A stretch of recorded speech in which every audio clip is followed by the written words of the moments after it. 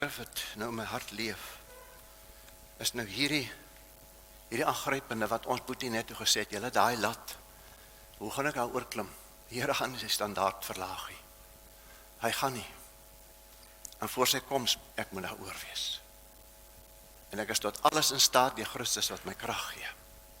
En weet jy, toe 2 maande voor die Here my nou Indië toe stuur, toe sit ek in my huis, toe sê ek, ai Here, hoekom is daar dan so min geesvervulde pastore en predikante?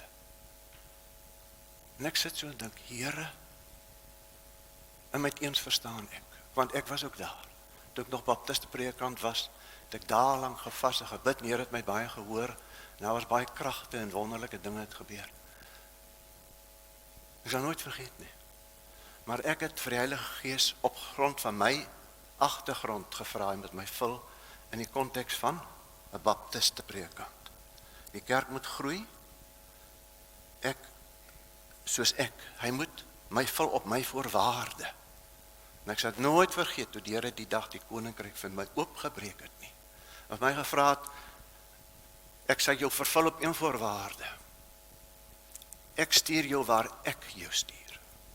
Jy gaan waarin ek jou stuur.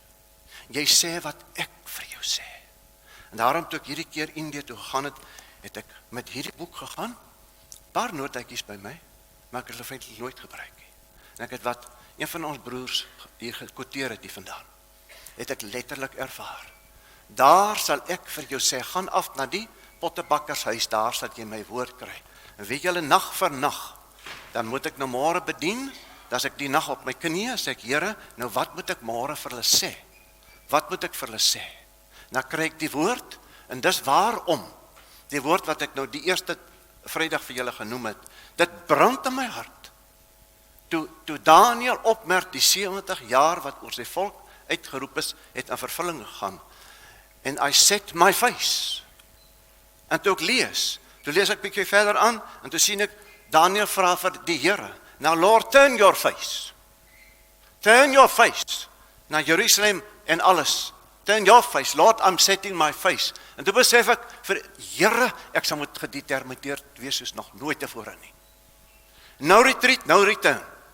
Ek sal moet bid en ek sal moet deurbid. Vroeger jare toe ek tot bekering gekom het die ou oomies daar in Durban, waar ek tot bekering gekom het, vir my geleer, Boetie, jy sal moet deurbid. Jy sal moet bid totdat die Heilige Gees in jou hart getuig, ek het gehoor.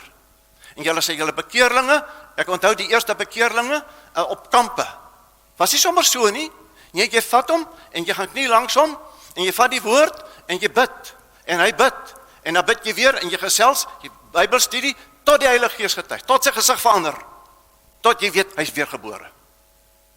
Daar staan jy op, en gaan jy uit. Daai boetiese sissies het gestaan, jy sien, hy weet julle, my so aangegryp, nou toe antwoord, waar ek hierdie skoene daar het, daai skoene moet daar bly. Dit het my regtig geraak. Wat is die karakter en die eienskap van 'n geesvervulde mens? Hier is dit. Kom, lees gou saam met my. So lyk 'n geesvervulde mens, en daarmee is ek klaar, want dis wat nou gaan gebeur, en dit gebeur letterlik. Mense wat vervul is met die Gees, en nou wil ek sommer net bysit, en jy moet my mooi verstaan. Kom, ons hou nou op 'n slag, en ons hou op oor te praat oor die salwing met die Heilige Gees. Want die duiwel het daai woordjie gevat, en hy het op toer gegaan met daai woordjie deur hierdie wêreld. Kom, ons hou 'n bietjie op om te praat oor die doping met die Heilige Gees, want die duiwel het dit ook gevat. Kom, ons vat die woord, en ons vra vir mekaar, kyk mekaar in die oë, is jy vervul met die Heilige Gees? Is jy waaragtig vervul met die Heilige Gees? Des te meer ons die dag sien naderkom, ek skuld niemand niks nie, behalwe om mekaar lief te hê. Ek moet my skuld betaal. En 'n geesvervulde persoon, niemand het ooit God gesien nie, as ons mekaar lief het, sy liefde, bly God in ons, en het sy liefde in ons volmaak geword. Dis waar, wat ek het vanmôre gesê het. Niemand het God ooit gesien nie, maar as ons mekaar lief het, met daai eerste liefde, wat in ons hart uitgestort is, geen vuur kan het blus nie. Nee, nou kyk nou hier, eindelik, my broeders, susters, word kragtig in die Here, en die krag van sy sterkte, trek die volle wapenrusting van God aan, sodat julle staande kan bly teen die liste van die duiwel in ons tyd, hierdie anti-Christgees wat ons verhouding met die Here goedkoop wil maak, onthou julle vir Bonhoeffer, toe voor die wêreldoorlog uitgebreek het, toe die Lutherse kerk daar 'n goedkoop genade teologie begin ontwikkel, en toe staan Bonhoeffer op, toe sê hy, this cheap theology, this cheap grace is going to hy het gesê, you have exchanged God's costly grace for cheap grace, now it is going to boomerang upon you. En dit het om sy dood gekos, maar moenie dat ons God se kosbare genade goedkoop maak nie. Moenie. Trek aan die volle wapenrusting, want ons worstelstryd, dit is vreeslik. Is nie teen vlees en bloed nie, maar teen die owerhede, teen die magte, teen die wêreldheersers. Dis waarom Daniël so lank moes bid.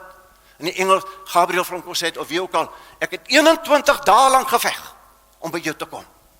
Partykeer gee die Heilige Gees vir jou getuienis, ek het gehoor wat jy gevra het. Dan vat dit lank, dan sê jy nou maar, hoekom gebeur dit dan nou nie?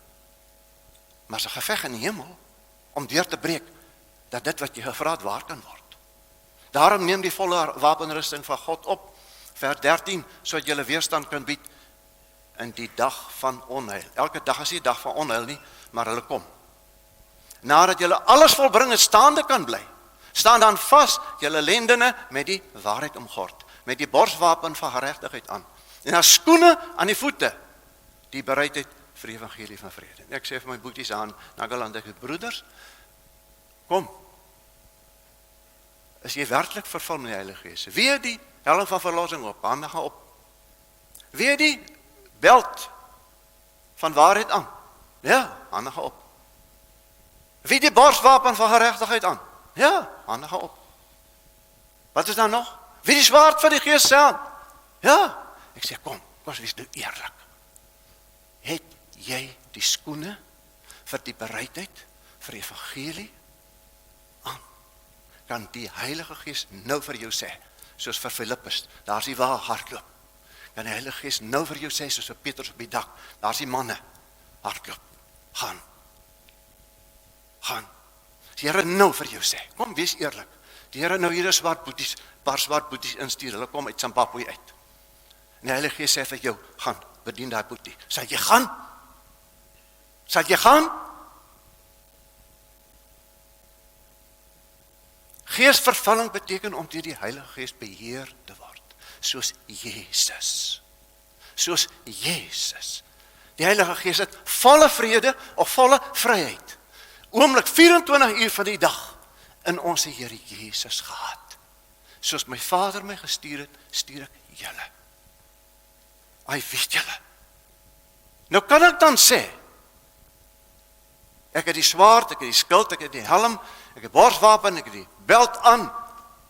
Kan ek werklik sê, ek is vervul met die Heilige Gees, sonder die skoene? Dis onmoontlik.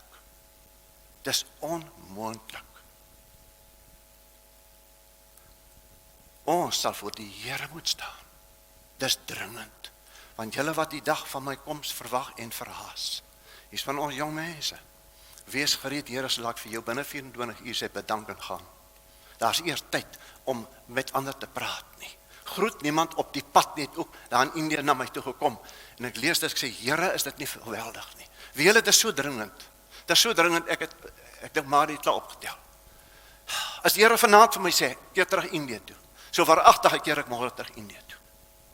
Verstaan? Lewe of dood. Want een van ons kan verhoed dat Jesus wat vandag wil kom, nie kan kom nie.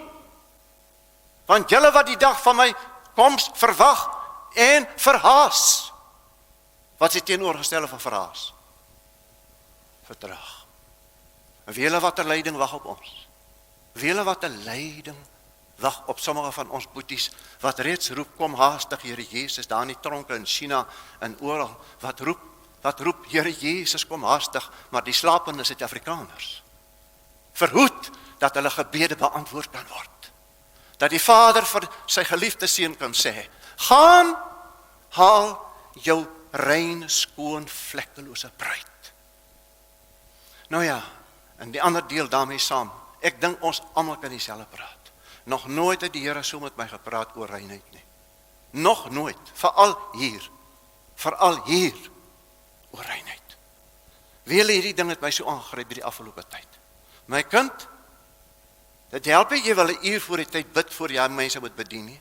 Jy moet bereid wees, vandat ek hier klaar gepraat het met die groep, moet ek in pas bly met die Heilige Gees, tot daar, ek kan nie vir 'n oomblik verslap nie. Ek kan nie vir 'n oomblik vir my vlees sê, geniet maar hierdie dinge, geniet maar daai ding nie. En ek moet in die Gees van daar, moet ek in die Gees bly tot hier. Dan hoor ek, en dan is dit presies wat gebeur het. Jy hoef nie voor te berei nie. Ek onthou een keer dat ek gebid, en maandag begin ek al bid, nou ek sondag 2 preek, en nou is ek, hier vrydag is ek baie moedeloos, en ek is sommer vies ook nog half, my vlees. Here, ek het nou heel week gevas en gebid, en ek nog nie enkele boodskap. Hoe moet ek nou voorberei? Wat vat my 'n dag om voor te berei? Vir een boodskap, daai jare. Nee, Here, sê maar, jy het nog nooit jou hart voorberei nie. En met eens is ek skaam. Here sê, berei jou hart voor. Ek het daardie boodskap voorberei. En ek bely voor die Here, en binne is so tjoep, daardie boodskap. Hy, wat 'n God. What a God, to love, to obey. Ja, nou ja. Broer Christen moet nou aan die woord kom. Kom ons buig ons hoofde. Here Jesus, dankie vir hierdie genade. Dankie Here vir hierdie oomblikke. Dankie Here, uit genade is ons wat ons is. Ons kan nou regtig in niks roem nie. Niemand ken my soos ek myself ken nie. Daar's dinge waaroor ek my skaam as ek dink aan my ongehoorsaamheid in die verlede. As ek dink hoe dikwels het iemand met my gepraat en ek was bang en ek was vreesagtig om met mense te praat. Ag Here, maar dankie daar vergifnis in volheid, in u langmoedigheid. Maar Here, daar's nasies wat wag. The desire of the nations. Ag Here, daai woord bly my by. The desire of the nations. Sal u nie asseblief die groot stronghold rondom die kerk afbreek, dat die nasies kan deurbreek na die koninkryk kerk toe nie, dat die nasies die koning vir alle konings kan kom aanbid. Dankie, daar's profesie hieroor. Here, ek prys u naam, en die profesie gaan tot die kommaatjie in vervulling gaan. Dankie vir hierdie kinders van u, wat vir u lief het, wat hier saam met my sit. Ons is in dieselfde stryd, ons worstelstryd is nie teen vlees en bloed nie, maar teen bose geeste in die lig. Leer ons Here om hulle te haat. Leer ons Here Jesus om die pad te vat wat u gevat het. U het goddeloosheid gehaat, u het geregtigheid lief gehad, daarom het o God u gesalf met vreugdeolie bo u metgeselle. Dankie Jesus. Dankie vir die uur en dankie vir die oomblikke. In u lieflike naam.